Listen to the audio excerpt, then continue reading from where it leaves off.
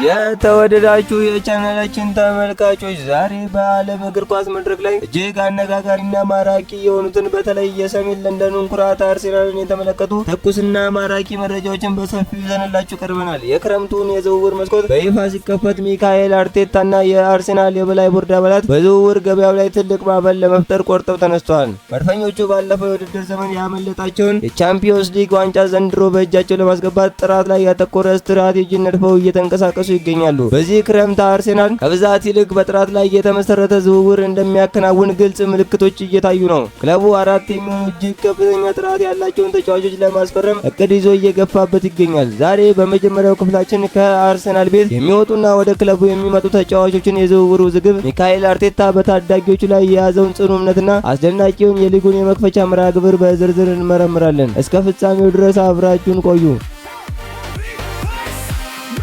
ተወደዳችሁ የቻናላችን ተመልካቾች ሁሌም እንደምናደርገው የአርሴናልን ወቅታዊ የዝውውር ጉዳዮች የምንጀምረው ከክለቡ ሊለቁ የሚችሉ ተጫዋቾችን ስም በማንሳት ነው። ባለፉት ጥቂት ቀናት ውስጥ ከመከላከል ከመሃል ክፍትና ከፊት መስመር ዲፓርትመንት ሊለቁ የሚችሉ በርካታ ተጫዋቾች ስም ሲነሳ ቆይቷል። አሁን በደረሰን መረጃ መሰረት የክንፍ አጥቂው ሪስ ኔልሰን ከአርሴናል እንደሚለቅ ሙሉ በሙሉ ተረጋግጧል። ብዙዎቻችሁ ተጫዋች አሁንም ድረስ በአርሴናል ቤት አለ እንዴ ልትሉ ትችላላችሁ። ምክንያቱም ይህ ተጫዋች በየዓመቱ በውሰት እየተሰጠ የሚጫወት በመሆኑና በአርሴናል ቤት ሰፊ የጨዋታ እድል ማግኘት ስላልቻለ በክለቡ ውስጥ የሚቀጥልበት ምንም አይነት የቦታ እድል የለውም። ሪስ ኔልሰን ከዚህ ቀደም በብሬትፎርድ ውስጥ ተሰጥቶ ሲጫወት የነበረ ቢሆንም በወቅቱ በብሬትፎርድ ቤት ብዙ እድል አልተሰጠውም ነበር። የአሰልጣኙ ስልታዊ አቀራረብ ሪስ ኔልሰን ላይ ብዙም የሚተማመን አልነበረም። አሁን ላይ ተጫዋቹ ወደ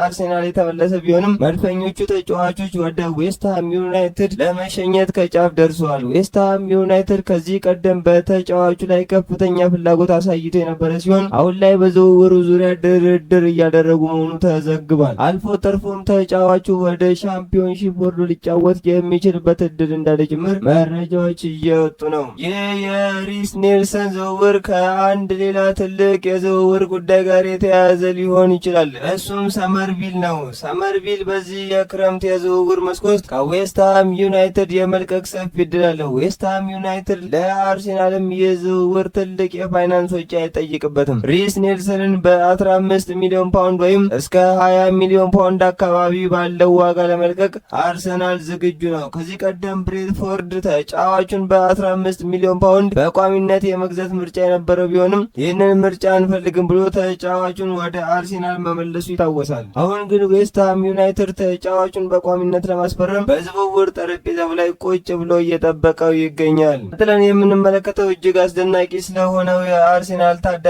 ማይልስ ስኬሊ ጉዳይ ነው። ይህ ተጫዋች የክረምቱ የዝውውር መስኮት ከመከፈቱ በፊት አንዳንድ ታላላቅ ክለቦች ጥያቄ ሊያነሱበት እንደሚችሉ ስሞች ሲሰሙ ነበር። ሆኖም ግን ማይልስ ሉዊስ ስኬሊ ከአርሴናል ይለቃል ተብሎ በፍጹም አይጠበቅም። ምክንያቱም ዋናው አሰልጣኝ ሚካኤል አርቴታ በጣም የሚያምነውና የሚወደው ልዩ ታላቅ ታለንት ነው። በሚቀጥሉት የውድድር ዓመታት በአርሴናል ቤት እጅግ ትልቅ ቦታ ይኖረዋል ተብሎ የሚጠበቅ ድንቅ ተጫዋች ነው። ይህ ተጫዋች የኤለንድ አካዳሚ ውጤት በመሆኑ ብቻ ሳይሆን ሜዳ ውስጥ በሚያደርጋቸው ነገሮች ከአእምሮ በላይ የሆነ ብቃት የሚያሳይ ተጫዋች ነው። እድሜው ገና ወጣት ቢሆንም በአርሴናል የመጀመሪያ ቡድን ውስጥ ያሉ አንዳንድ የመሃል ክፍል ተጫዋቾች እንኳን የማያደርጉትን አስደናቂ ነገር በሜዳ ላይ በተረጋጋ መንፈስ ማከናወን ይችላል።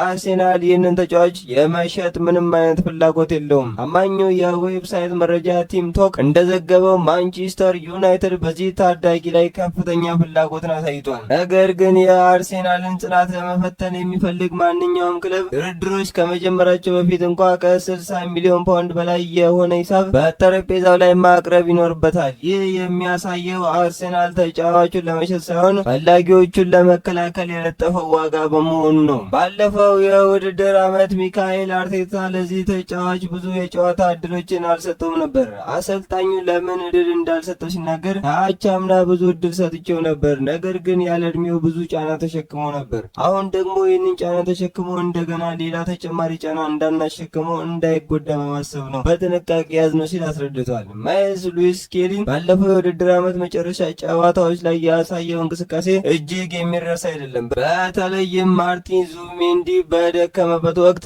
ማይልስ ሉዊስ ስኬሊ በእሱ ቦታ ላይ ተተክቶ የተጫወተበት መንገድ ድንቅ ነበር። ተጫዋቹ ኳስን ወደፊት የማሳለፍ ብቃቱ ብቻ ሳይሆን ኳስን እየገፋ እስከ ተጋጣሚ የግብ ክልል ድረስ መሄድ የሚችል ከፍተኛ በራስ መተማመን ያለው ታዳጊ ነው። እሱን በሜዳ ላይ ስንመለከተው ከዚህ ቀደም በቶተናም ይጫወት የነበረውን ጠንካራውን ዴምቤሌን ይመስላል። እጅግ ታጋይ፣ ረጋ ያለና ለክለቡ ክብር የሚፋለም በመሆኑ በአርሰናል ቤት ለረጅም ዓመታት እንደሚቆይ ይታመናል። ማንቸስተር ዩናይትድ ቢፈልገውም ዝውውሩ የመሳካት እድሉ እጅግ የጠበበ ነው። የተወደዳችሁ የቻናላችን ተመልካቾች አሁን ደግሞ ወደ የፊት መስመርና የቀጣይ ትውልድ ግንባታ ዝውውር እንለፍ። የጀርሚ ሞንጋ ጉዳይ እጅግ በከፍተኛ ሁኔታ እየተገፋበት ይገኛል። ታማኙ የስፖርት ጋዜጠኛ ፋብሪዚዮ ሮማኖ በቅርቡ የዝውውሩን ማረጋገጫ ሄርዊጎ ጠብቁ ማለቱ ይታወቃል። አሁንም ሁኔታዎች አልተቀየሩም። አርሴናል ተጫዋቹን ለማስፈረም ትልቅ ድርድር ላይ ሲሆን ዝውውሩ አሁን በመጨረሻው ደረጃ ላይ ይገኛል። አርሴናል ለዚህ ተጫዋች የመጀመሪያ የዝውውር ሂሳብ አቅርቦ በሌስተር ሲቲ ውድቅ ተደርጎበት የነበረ ቢሆንም አሁን ላይ መድፈኞቹ የተሻሻለ አዲስ የዝውውር ጥያቄ በጠረጴዛው ላይ ለማስቀመጥ ተዘጋጅተዋል። ይህ ዝውውር በቀላሉ እንዲሳካ በጀርባ የተሰሩ ትላልቅ ስራዎች አሉ። አርሰናል የክለቡን የታችኛውን ትውልድ በደንብ ለማጠናከር እያሰበ ነው። በተለይም በአትሌቲኮ ማድሪድ ከአንድሪያ ቤርታ ስር የሚሰራውን አንድ የስካውንቲንግ ባለሙያ በመጠቀም ታዳጊ ተጫዋቾችን በስፋት እየተመለከተ ይገኛል። ክለቡ አካዳሚውን ይበልጥ ለማሳደግ ሌላ አዲስ የአካዳሚ ዳይሬክተር ለመቅጠር እያሰበ ሲሆን አንድሪያ ቤርታም ይህንን የአካዳሚ ዳይሬክተር የማፈላለግ ስራ በንቃት እየመራው ይገኛል። ጀርሚ ሞንጋ ገና የ16 ዓመት ታዳጊ ሲሆን ልክ እንደሌላው የአርሴናል ታዳጊ ማክስ ዳውማን ሁሉ እጅግ አስደናቂ ድሪብለር ነው። መረጃዎች እንደሚያሳዩት ለጀርሚ ሞንጋ ከመጀመሪያው ቀን ጀምሮ ዋና ምርጫው አርሰናል ብቻ ነበር። ተጫዋቹ በአርሰናል ቤት ካለው ማክስ ዳውማን ጋር ብዙ ነገሮች የተነጋገረ ሲሆን ማክስ ዳውማን ስለ አርሴናል ታላቅነትና በአካዳሚው ስላለው ድንቅ ሁኔታ በሰፊው ነግሮታል። ይህ ሁኔታ የጀርሚ ሞንጋን ዝውውር እጅግ እንዲቀል ትልቅ ሚና ተጫውቷል። አርሴናል በጀርባ ባደረገው ጠንካራ ስራ ምክንያት ሌላ ክለብ ሳይፎካከረው ይህንን ታዳጊ በዝቅተኛ ወጪ ሌስተር ሲቲ በቅርቡ በይፋ እንደሚያስፈርም ይጠበቃል። አርሰናል በጀርባ ባደረገው ጠንካራ ስራ ምክንያት ሌላ ክለብ ሳይፎካከረው ይህንን ታዳጊ በዝቅተኛ ወጪ ሌስተር ሲቲ በቅርቡ በይፋ እንደሚያስፈርም ይጠበቃል። በመቀጠል የምንመለከተው እጅግ አነጋጋሪና ያልተጠበቀ የዝውውር ዜና ነው። ታዋቂውና ታማኙ የፈረንሳይ ጋዜጣ ሌኪፕ እንደዘገበው አርሴናል በማርሴይ ቤት በሚገኘው የክንፍ አጥቂ ሜሰን ግሪንውድ ላይ ፍላጎት ካሳዩ ክለቦች ውስጥ አንዱ ሆኗል። ሜሰን ግሪንውድ በቀኝ ክንፍ መስመር ላይ መጫወት የሚችል በተለይም በቡካዮ ሳካ ቦታ ላይ ተቀያሪ ወይም ተደራቢ ሆኖ ከፍተኛ ምርታማነትን ማሳየት የሚችል ምርጥ ተጫዋች ነው። ድሪብል ሲያደርግና ኳስን ወደ ግብ ሲመታ እጅግ አደገኛ ነው። ባለፈው የውድድር ዓመት በማርሴይ ቤት በአሰልጣኝ ሮቤርቶ ዲዛርቢ ስር ተደራቢና የፊት መስመር አጥቂ ሆኖ ሲጫወት የነበረው ግሪንውድ በፈረንሳይ ሊግ ያሳየው ስታቲስቲክ እጅግ አስደናቂ ነው። ባሳለፍነው ውድድር ዓመት 26 ጎሎችን አስቆጥሮ 11 አሲስት በማድረግ በአጠቃላይ በ36 የጎል ተሳትፎች ላይ ቀጥተኛ ተዋናይ ሆኗል። ከዚያ በፊት በነበረው የውድድር ዓመት ደግሞ በ36 ጨዋታዎች 22 ጎልና 5 አሲስት በማድረግ 27 ጎሎች ላይ ተሳትፏል። ይህ ተጫዋች በፕሪሚየር ሊግ የምናውቀው ትልቅ ታለንትድ ቢሆንም ማርሴይ የፋይናንሻል ፌር ፕሌይ ሕግ ጥሰት ስጋት ስላለባት ተጫዋቹን ለመሸጥ ለገበያ አቅርበዋለች። ማርሴይ ከተጫዋቹ ሽያጭ ቢያንስ 60 ሚሊዮን ፓውንድ ወይም 50 ሚሊዮን ዩሮ ትፈልጋለች። አርሴናል ይህንን ተጫዋች የፈለገበት ምክንያት ብዙዎችን ግራ ቢያጋባም ሌኪፕ እንደዘገበው አርሴናል፣ ሮማ እና ፌነርባቼ ተጫዋቹን ለማስፈረም እየሰሩ ካሉ ክለቦች መካከል ናቸው። ነገር ግን የሜሰን ግሪንውድ ዝውውር በአርሴናል ቤት ትልቅ ጥያቄና ስጋት ሊያስነሳ ይችላል። ተጫዋቹ ከዚህ ቀደም በእንግሊዝ እያለ ተከሶበት የነበረው የጾታዊ ትንኮሳ ጥቃት የአርሴናል ደጋፊዎች ዝውውሩን በጽኑ እንዲቃወሙ ሊያደርግ ይችላል። ልክ በአሁኑ የውድድር ዓመት አርሰናል በሸሚዙ እጅጌ ላይ የነበረውን የቪዚት ሩዋንዳ ማስታወቂያ ውል እንዳላደሰው ሁሉ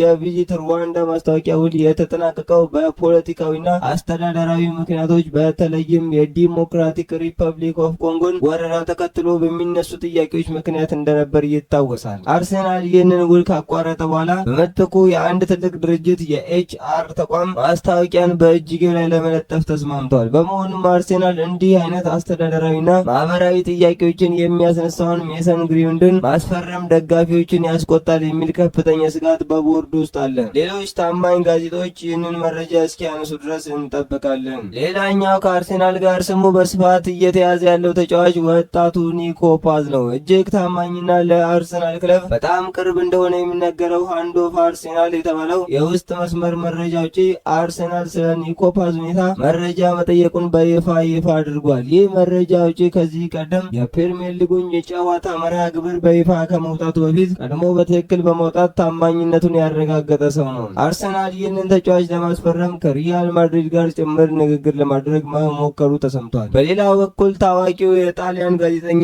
ጂያንሉካ ዲ ማርዚዮ እንደዘገበው ሪያል ማድሪድ ኒኮ ፓዝን ለመሸጥ ሙሉ በሙሉ ወስኗል። በአሁኑ ሰዓት ተጫዋቹ በኮሞ ቤት በውሰት እየተጫወተ የሚገኝ ሲሆን የአሰልጣኝ ሴስክ ፋብሪጋስ ተወዳጅ ተጫዋች ነው። ኒኮ ፓዝ ከቀናት በፊት በአሰልጣኝ ጆዜ ሞሪኒዮ ጋር በስልክ የተነጋገረ ቢሆንም በኮሞ ቤት ለአንድ ተጨማሪ ዓመት ለመቆየት እንደሚፈልግ አስታውቀዋል። ሪያል ማድሪድ ውስጥ በአሁኑ ወቅት እንደ ይሁዳ ቤሊንግሃም እና አርዳ ጉለር ያሉ ተጫዋቾች ስላሉ ኒኮ ፓዝ ወደ ማድሪድ ቢመለስ የመጫወት እድል አያገኝም። ሪያል ማድሪድ በዚህ ላይ ትልቅ የቢዝነስ ስራ ለመስራት አቅዷል። ተጫዋቹን ከኮሞ መልሶ በመግዛት በ60 ሚሊዮን ዩሮ አካባቢ ለገበያ ማቅረብ ይፈልጋል። አርሰናል ይህንን የሪያል ማድሪድ የንግድ ስራ በጥንቃቄ እየተከታተለ ይገኛል። ኒኮ ፓዝ በመስመር ላይም ሆነ በተደራቢ የአጥቂ ስፍራ ላይ መጫወት የሚችል ድንቅ ድሪብለር እና ድንቅ ፈጣን ምቾት ያሉት ተጫዋች ነው። ሚካኤል አርቴታ በተጫዋቾቹ ብቃት እጅግ የተደነቀ ሲሆን ድርድሩ እንዴት እንደሚቀጥል በሂደት የምንመለከተው ይሆናል። የተወደዳችሁ የቻናላችን ተመልካቾች አርሴናል የመሃል ክፍሉን ይበልጥ ለማጠናከር ማኑ ኮኔን በአጭር የእጩዎች ዝርዝር ውስጥ አካቶታል። የጣሊያኑ ጋዜጣ ዴሎ ስፖርት እንደዘገበው አርሴናል ከተጫዋቹ ጋር በግል ጥቅማ ጥቅም ዙሪያ ሙሉ ስምምነት ላይ ደርሷል። ማኑ ኮኔ በሜዳ ላይ ፍጹም የክለብ ጫና የማይሰማው ልክ እንደ ቶማስ ፓርቲ ሁሉ ኳስን ተረጋግቶ የማቀበልና የተጋጣሚ ጫና የመቀነስ ልዩ ብቃት ያለው ተጫዋች ነው። ሮማ ከተጫዋቾቹ ዝውውር ቢያንስ 50 ሚሊዮን ፓውንድ የምትፈልግ ሲሆን ምንም እንኳን እንደ ፋብሪዚዮ ሮማኖ እና ዴቪድ ኦርንስታይን ያሉ ታማኝ ጋዜጠኞች ይህንን የግል ስምምነት እስካሁን ባያረጋግጡትም አርሰናል በተጫዋቹ ላይ ያለው ጽኑ ፍላጎት መሆኑ ይታወቃል። ሚካኤል አርቴታ በፕሪሚየር ሊግ ውስጥ የመጫወት ልምድ ያለው ተጫዋች ማስፈረም የሚመርጥ ቢሆንም ማኑ ኮኔ ግን ሁልጊዜም በአርሰናል ቦርድ እይታ ውስጥ ያለ ተጫዋች ነው። ከእሱ በተጨማሪ የቦርንማውዙ የመሃል ክፍል ተጫዋች የሆነው አሌክስ ስኮት ሌላኛው በአርሰናል ቤት የሚወደድ የ8 ቁጥር ተጫዋች ነው። አርሰናል በእሱ ላይም ከፍተኛ ፍላጎት ያለው ሲሆን በክረምቱ የዝውውር መስኮት የመሃል ክፍሉን ለማደስ ሰፊ እንቅስቃሴ እያደረገ ይገኛል። በሌላ በኩል የቀድሞ የቼልሲ ተጫዋች የነበረውና በአሁኑ ወቅት የአርሰናል ታክቲክ ቁልፍ ሰው የሆነው ካይ ሃቨርትዝ በባየር ሌቨርኩሰን ከፍተኛ ሁኔታ እየተፈለገ ይገኛል። በሌላ በኩል የቀድሞ የቼልሲ ተጫዋች የነበረውና በአሁኑ ወቅት የአርሰናል ታክቲክ ቁልፍ ሰው የሆነው ካይ ሃቨርትዝ በባየር ሌቨርኩሰን በከፍተኛ ሁኔታ እየተፈለገ ይገኛል። ባየር ሌቨርኩሰን ተጫዋቹን ለማስፈረም መረጃዎችን እያሰባሰበ ሲሆን ተጫዋቹ በክለቡ 280,000 ፓውንድ ሳምንታዊ ደሞዝ እንዳለው ይታወቃል። ሌቨርኩሰን በ60 ሚሊዮን ዩሮ አካባቢ ለመደራደር ፍላጎት ቢኖረውም በአርሰናል በኩል ግን ካይ ሃቨርትዝ የመሸጥ ምንም አይነት ፍላጎት በፍጹም የለም። በተመሳሳይ ሁኔታ ስለ ስዊድናዊው አጥቂ ቪክተር ጂዮኬሬስ ከክለቡ ሊለቅ ይችላል በሚል መረጃዎች ሲወጡ የነበረ ቢሆንም የአርሰናል ኢንሳይደር መረጃ እንደሚያረጋግጠው ቪክተር ጂዮኬሬስ በምንም አይነት ዋጋ ወይም ተጫዋቾች ቅያሪ ከአርሰናል አይለቅም። በሚቀጥለው የውድድር ዘመንም በአርሰናል ቤት በቋሚነት ጨዋታውን እንደሚቀጥል አሰልጣኙ ሚካኤል አርቴታና አንድሪያ ቤርታ በይፋ ወስነዋል። በተጨማሪም መድፈኞቹ የእንግሊዝ ከ17 ዓመት በታች ብሔራዊ ቡድን የክንፍ አጥቂ የሆነውን ካይላን ቶምሰንን ለማስፈረም ከቤተሰቦቹ ጋር ንግግር እያደረጉ ሲሆን በሰኔ 30 ውሉ ሊጠናቀቅ በቋሚነት አርሰናል እንደሚቀላቀል ይጠበቃል። የተወደዳችሁ የቻናላችን ተመልካቾች በአርሰናል ቤት እጅግ አስደሳች ዜና ተሰምቷል። ታላቁ አማካኝ ዴክላን ራይስ ለሁለተኛ ተከታታይ ዓመት የአርሰናል የዓመቱ ምርጥ ተጫዋች ተብሎ በደጋፊዎች ተመርጧል። ዴክላን ራይስ በደጋፊዎች ድምፅ አሰጣጥ ሂደት ላይ 44 በመቶ ያሉን ከፍተኛ ድምፅ በማግኘት ነው ያሸነፈው። ግብ ጠባቂው ዳዊድ ራያ ሁለተኛውን ምርጥ ተጫዋች ተብሎ ሲመረጥ፣ ተከላካዩ ገብርኤል ማጋላሽ ደግሞ የውድድር ዓመቱ ሶስተኛው ምርጥ ተጫዋች ተብሏል። ታዳጊው ማክስ ዳዋን ደግሞ የዓመቱ ምርጥ ግብ ያስቆጠረ ተጫዋች ተብሎ በደጋፊዎች ተመርጧል። ዴክላን ራይስ ይህንን ሽልማት በተከታታይ 2 ዓመታት ማሸነፉን ተከትሎ በአርሰናል ታሪክ ውስጥ ይህንን ክብር በተከታታይ ያሳቁ ጥቂት ታላላቅ ተጫዋቾች ዝርዝርም ተቀላቅሏል። እነሱም ብራያን ታልቦት በ1978 እስከ 1979፣ ኢያን ራይት በ1992 እና በ1993፣ ቲየሪ ኦነሪ በ2003 እና በ2004፣ ቡካዮ ሳካ በ2021 እና በ20 በ2022፣ ማርቲን ኦዴጋርድ በ2023 እና በ2024፣ ዴክላን ራይስ በአሁኑ የውድድር ዓመት። ይህ በእንዲህ እንዳለ በእንግሊዝ ብሔራዊ ቡድን ውስጥ በቡካዮ ሳካ ላይ አንዳንድ አጠራጣሪ ነገሮች አሉ። አሰልጣኙ ቶማስ ቱሄል እንደገለጹት የሳካ ጉዳት በጥንቃቄ እየታየ ሲሆን በልምምድ ላይም ከፍተኛ ጥንቃቄ እየተደረገለት ይገኛል። በሚቀጥለው ጨዋታ ላይ በእሱ ቦታ ኑኖ ማዱዌኬ በቋሚነት ሊጀምር እንደሚችል ጋሪ ኔቪል ሳይቀር ማዱዌኬ በአሁኑ ሰዓት በእንግሊዝ የቀኝ ክንፍ ላይ ምርጡ አማራጭ መሆኑን በቁጥራዊ መረጃ አስደግፈው አብራርተዋል። የተወደዳችሁ የቻናላችን ተመልካቾች አዲሱ የእንግሊዝ ፕሪሚየር ሊግ ውድድር ከ62 ቀናት በኋላ በነሐሴ ወር አጋማሽ ላይ በይፋ ይጀመራል። የአርሴናል የመክፈቻ መርሃ ግብር እጅግ በጉጉት የሚጠበቅና ጠንካራ ጨዋታዎችን ያካተተ ነው። አርሴናል የውድድር ዓመቱን ከመጀመሩ በፊት በኮሚዩኒቲ ሺልድ ጨዋታ ማንቸስተር ሲቲን ይገጥማል። ከዛ በኋላ በፕሪሚየር ሊጉ የመክፈቻ ጨዋታ በአርብ ዕለት በኤምሬትስ ስቴዲየም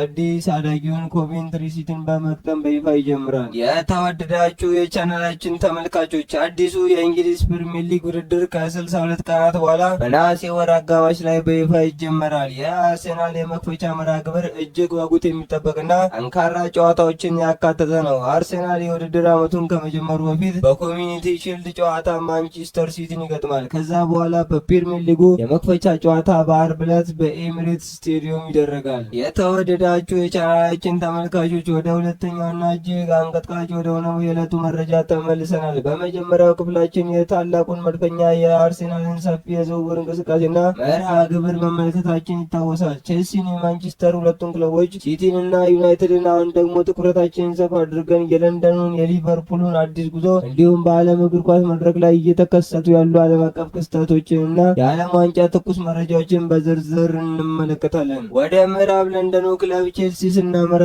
በስታንፎርድ ብሪጅ አሁንም የዝውውር ማዕበሉ እንደቀጠለ ነው። ክለቡ አዳዲስ ወጣት ታላንቶችን በረጅም ዓመታት ውል የማስፈረም ስትራቴጂውን አሁንም አላቆመም። በአሁኑ ሰዓት አዲሱ አሰልጣኝ ኤንዞ ማሬስካ የቡድኑ ስብስብ ወደ አሜሪካ ለቅድመ ውድድር ዘመን ዝግጅት ከመውሰዳቸው በፊት በክለቡ ውስጥ ያሉትን ከልክ በላይ የበዙ ተጫዋቾችን ቁጥር ለመቀነስ እየተጋፈጡ ይገኛሉ። ቼልሲ በመሃል ክፍልና በክንፍ መስመር ላይ ተጨማሪ ሁለት ተጫዋቾችን ለማስፈረም ድርድር እያደረገ ቢሆንም የፋይናንሻል ፌር ፕሌይ እንዳይጣስባቸው አንዳንድ ቁልፍ ተጫዋቾችን ለመሸጥ ተገደዋል። ከነዚህ መካከል አካዳሚ ያሳደጋቸው ኮኖር ጋላገር እና ትሬቮ ቻሎባ ይገኙበታል። የክለቡ ደጋፊዎች የአካዳሚ ውጤቶች በገንዘብ ምክንያት መሸጣቸውን በጽኑ እየተቃወሙት ይገኛል። ማሬስካ ቡድኑን የኳስ ቁጥጥር የበላይነት ባለው ፍልስፍና ለመቅረጽ እየሞከሩ ቢሆንም በለንደን ሰማያዊዎቹ ቤት ያለው አለመረጋጋት ለሚቀጥለው የውድድር ዘመን ትልቅ ጥያቄ ምልክት ጥሏል። ወደ ኦልድ ትራፎርድ ስናመራ ማንቸስተር ዩናይትድ በሰር ጂም ራትክሊፍ እና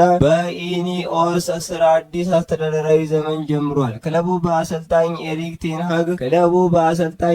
ቴንሃግ ላይ እምነት ጥሎ ውላቸውን ካደሰ በኋላ ትኩረቱ ሙሉ በሙሉ ወደ ተጫዋቾች ስብስብ ግንባታ ዙሯል። ዩናይትድ በተከላካይ መስመር ላይ የነበረበትን ከፍተኛ ክፍተት ለመሙላት ሁለት ዓለም አቀፍ ደረጃ ያላቸውን ተከላካዮች ለማስፈረም ከጫፍ ደርሷል። ከዚህ ቀደም የነበረውን ከፍተኛ ገንዘብ የማባከል ልምድ በመተው ዘንድሮ በጥንቃቄና በታክቲክ ስካውንቲንግ ላይ የተመሰረቱ ዝውውሮችን እያከናወኑ ይገኛሉ። በመሃል ክፍል ላይም ካሴሚሮን ለመሸኘት ፍላጎት ያላቸው ሲሆን በሱ ቦታ ወጣቱን የፒኤስጂ አማካኝ ለማምጣት ድርድሩን ገፍተውበታል። ይህ አዲስ መዋቅር ማንቸስተር ዩናይትድን ወደ ቀድሞ ክብሩ ይመልሷል ወይ የሚሉ የብዙዎች ጉጉት ነው። የሊጉ ሻምፒዮን ማንቸስተር ሲቲ በበኩሉ በዝውውር ገበያው ላይ እጅግ ረጋ ያለና ጸጥተኛ አካሄድን መርጧል። ፔፕ ጋርዲዮላ አሁን ባለው ስብስብ ላይ ሙሉ እምነት ያላቸው ቢሆንም አንዳንድ ቁልፍ ተጫዋቾች ወደ ሳውዲ ፕሮ ሊግ ሊያቀኑ ይችላሉ የሚሉ ወሬዎች አሁንም አልቆሙም። በተለይ ኬቪን ዴ ብሬኔ እና ኤደርሰን ከሳውዲ ክለቦች ከፍተኛ የገንዘብ ጥያቄ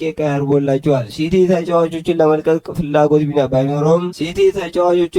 ፍላጎት ባይኖረውም ተጫዋቾቹ ራሳቸው መልቀቅ የሚፈልጉ ከሆነ ግን የዝውውር ሂሳቡ ከፍ አድርጎ ለመሸጥ ዝግጁ ነው። ፔፕ ጋርዲዮላ በሚቀጥለው ዓመት ላቸው የሚጠናቀቅ በመሆኑ ይህ የውድድር ዘመን በማንቸስተር ሲቲ ቤት የመጨረሻቸው ሊሆን እንደሚችል ይገመታል። በመሆኑም ሲቲዎች ዘንድሮም ዋንጫውን በመከላከል ታሪክ ለመስራት ቁርጠኛ ናቸው። አርኔ ስሎት የየርገን ክሎፕን ታላቅ አሻራ ተክተው በአንፊልድ ስራቸውን ከጀመሩ ጥቂት ሳምንታት ተቆጥረዋል። ሊቨርፑል በክረምቱ የዝውውር መስኮት እስካሁንም ትልቅ ስም ያላስፈረመ ቢሆንም በአሰልጣኙ አዲስ ታክቲክ ስር የቡድኑን ጥንካሬ በልምምድ ሜዳ ላይ እየገመገሙ ይገኛሉ። ስሎት ከክሎፕ በተለየ መልኩ ይበልጥ ረጋ ያለ በኳስ ቁጥጥር ላይ የተመሰረተና በመከላከል መስመር በአጭር ኳስ የሚጀምር አጨዋወት ወደ ቡድኑ እያስተዋወቁ ነው። ሊቨርፑል ዘንድሮ የፊት መስመሩን ይበልጥ ውጤታማ ለማድረግ እና የሉዊስ ዲያዝን የወደፊት ቆይታ ለማረጋገጥ እየሰራ ይገኛል። ክለቡ በመሃል ክፍል ላይ አንድ ጠንካራ 6 ቁጥር ለማስፈረም በስፔን ሊግ ላይ ትኩረቱን አድርጓል። ወደ ዓለም አቀፍ መድረክ ስንዞር የዓለም እግር ኳስ ማህበር ፊፋ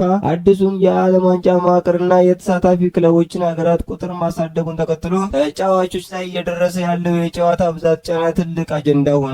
በርካታ ታዋቂ ተጫዋቾችና የአሰልጣኞች ማህበር የጨዋታውን ብዛት በመጨመሩ ምክንያት የተጫዋቾች አካል ጉዳት እየበዛ መምጣቱንና የእግር ኳሱ ጥራት እየቀነሰ መሆኑን በይፋ እየተቃወሙ ይገኛሉ። ሆኖም ግን የዓለም ዋንጫ ማጣሪያዎች በተለያዩ አህጉራት እጅግ በጠበቀ ፉክክር እየተካሄዱ ይገኛሉ። በተለይም በአፍሪካና በደቡብ አሜሪካ ማጣሪያዎች ላይ ያልተጠበቁ ሀገራት ትልልቅ ክለቦች እያሸነፉ ድንቅ ታሪክ እየሰሩ ይገኛል። ያችን ተመልካቾች የክረምቱ የዝውውር መስኮት ገና መጀመሪያው ላይ በመሆኑ በሚቀጥሉት ሳምንታት ውስጥ እጅግ አስደናቂና ያልተጠበቁ ዝውውሮች ይፋ እንደሚሆኑ ጥርጥር የለውም። አርሴናል 4ቱን የጥራት ዝውውሮች አጠናቆ ስብስቡን ማጠናከር ይቀረዋል። ቼልሲስ በዚህ ዝውውር ክብደት ውስጥ የት ሊደርስ ይችላል? የዛሬውን ሰፊ መረጃችን እዚህ ላይ ያጠቃለልን። ለእናንተ አንድ ጥያቄ እንተዋለን። በእናንተ አስተያየት አርሴናል ሜሰን ግራውንድን በ60 ሚሊዮን ፓውንድ ቢያስፈርመው ከደጋፊዎች ተቃውሞ ባለፈ በሜዳ ላይ ለቡድኑ ትልቅ ስኬት ያመጣል ወይስ የቡድኑን አንድነት ያናጋል? አስተያየታችሁን በኮሜንት መስጫው ላይ ያስፍሩልን። ቪዲዮውን ከወደዳችሁት ላይክ፣ ለወዳጆች